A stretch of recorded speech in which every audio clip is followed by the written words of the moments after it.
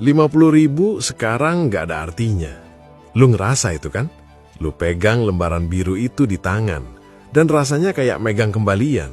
Padahal dulu itu uang makan 2 hari. 73% pekerja di Indonesia ngerasa gaji mereka nggak cukup buat hidup layak.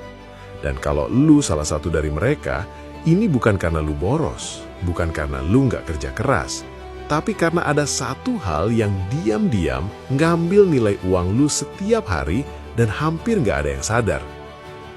Lu pernah nggak berdiri di depan kasir minimarket, cuma beli air mineral sama roti? Layar kasir nyala 23.000. Lu keluarin 50.000, dan kembaliannya lu masukin kantong tanpa mikir, karena memang nggak terasa kayak uang lagi. Dulu, 50.000 itu bisa makan siang 2 kali, bisa isi bensin yang cukup buat seminggu bolak-balik kampus, bisa beli pulsa dan masih sisa.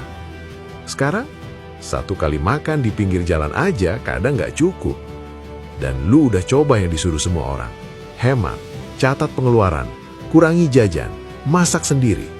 Tapi kok tetap aja akhir bulan uangnya habis? Ada sesuatu yang lebih besar yang sedang terjadi. Dan ini bukan soal gaya hidup lu.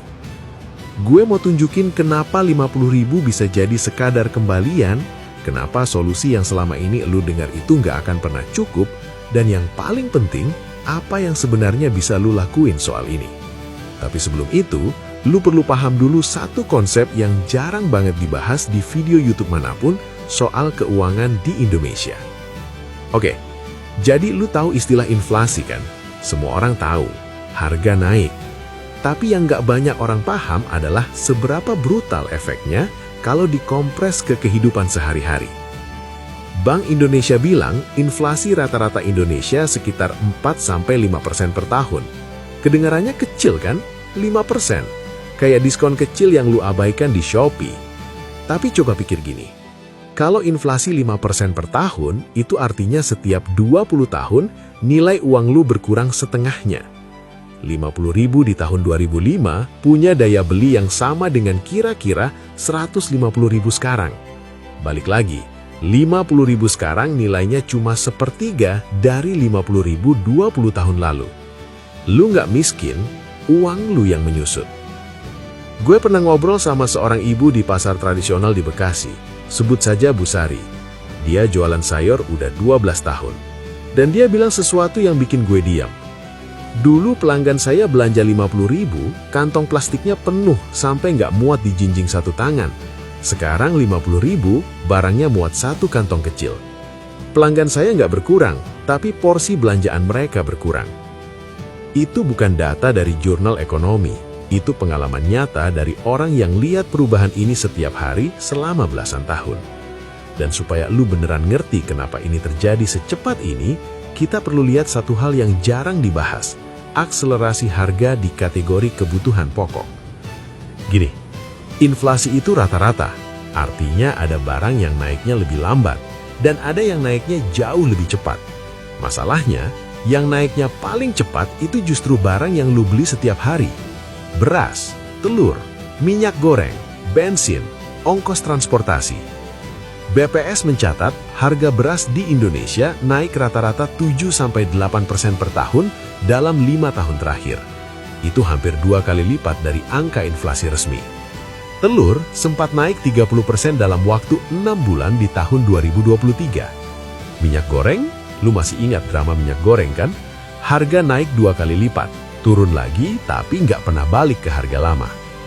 Jadi sementara pemerintah bilang inflasi terkendali di 4%, kenyataan di dapur lu itu inflasi 10-15%. Makanya gaji lu ngerasa nggak cukup, karena memang nggak cukup kalau diukur dari harga barang yang lu beli tiap hari. Sekarang, ini bagian yang bikin gue frustasi. Lu tahu kan saran keuangan yang paling sering lu denger? Yang penting hemat, catat pengeluaranmu, kurangi beli kopi, masak sendiri aja. Gue nggak bilang itu salah, tapi gue bilang itu nggak cukup. Dan orang yang terus ngomong itu ke elu tanpa ngasih konteks yang lebih besar sedang melakukan sesuatu yang berbahaya. Mereka bikin elu ngerasa masalahnya ada di elu, padahal masalahnya ada di sistem. Bayangin gini, lu hemat 500.000 per bulan. Bagus, dalam setahun lu simpen 6 juta di rekening tabungan. Bunga tabungan di Indonesia rata-rata 0,5% per tahun. Itu 30.000 setahun. Sementara inflasi ngambil 240.000 dari nilai 6 juta itu di tahun yang sama. Itu kalau pakai angka inflasi resmi 4%. Kalau pakai inflasi yang lu rasakan, bisa 600.000 sampai 900.000. Lu nabung 6 juta, tapi daya belinya cuma 5.100.000. Lu nggak nambah kaya, lu cuma mengurangi kecepatan miskin. Dan itu masalah fundamentalnya. Lu disuruh menimba air dari perahu yang bocor. Nggak ada yang bilang bahwa lubangnya harus ditambal dulu. Gue punya temen, sebut aja Rizal, kerja di perusahaan swasta di Jakarta.